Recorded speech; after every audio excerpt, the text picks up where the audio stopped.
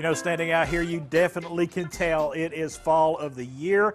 And most folks don't think about planting things this time of year, but this is a great time of the year to get some flowers in a pot so you can have some beautiful flowers later on this winter. And I'm joined by our master gardener, Miss Jeanne Cope.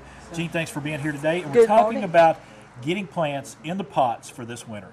What are we talking about first of all? All right, first of all, let's plant an amarilla bulb. Okay, and that's this one right here, isn't and it? That's this big, beautiful thing.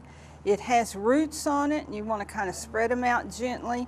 And amaryllis are so big, beautiful flowers. Oh, I know. Oh, yeah. And there's a big secret about buying bulbs. The larger the bulb, the bigger the flower you're going to get. Really? And so this is a really big bulb. Okay. And you want to spread the roots out. And now why don't you get your pot ready? Right there's the pot. We're ready to go there. If you will take the coffee filter. Okay. And put it in the bottom. Just an ordinary coffee filter. Plain old coffee filter. All right. That's in there. And then put a few rocks on top of it. Now, why do we put the rocks in? That's to make drainage. If your bulb sits in water, it's going to be called gone because it's rotted. Okay. And then you're going to put just a little bit of soil in the bottom. Just in the bottom of it. And it's nice and dry, so you don't go get your hands all grubby. Oh, that's okay.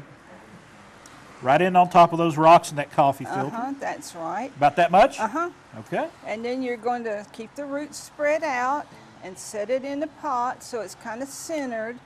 And it's going to go where a lot of the bulb is up out of the pot. Like that is right there. This like that. And then you're just going to take a little more soil and put around it. Fill in the edges. And fill it in. And just tap it down with your fingers really gently. And give it a drink. And this is an indoor thing.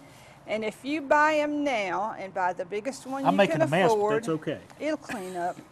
But it's going to bloom for Christmas if you plant it in the house now. And you say give this a drink. Well, really all you got to do is kind of hang it out here right now. Yeah, you can set it out there right now and it'll be happy as can be. But that amaryllis will come up and it'll be, you said, about Christmas time. It'll bloom at Christmas, but keep it in the house and put it in a bright window. It doesn't have to be in full sun or anything, but just bright. Need to keep it warm. And it's going to grow big, long leaves, and then it's going to put a big bloom shoot. This one will probably have 2 big bloom shoots with 4 blooms on them. And it's beautiful around Christmas time, around the holidays. And to have this those is a blooms red out there. one. Okay, very good. Now this is another bulb that is so interesting. This is called an allium, and it has a bloom that's big around or bigger around than the top of that flower pot. Okay. And it's blue. Blue. And I love blue flowers. And they cut them in half at the nursery when they plant them in the spring, and then they dig them up, and then they're still in half. It almost looks like a large garlic. It really does. It's of the onion family, so it would resemble an onion or garlic, either one. This gets planted in the yard.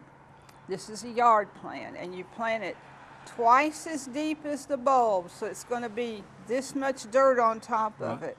And it's going to knock your socks off in the spring. In the spring, that'll come up and it'll be beautiful. Yeah.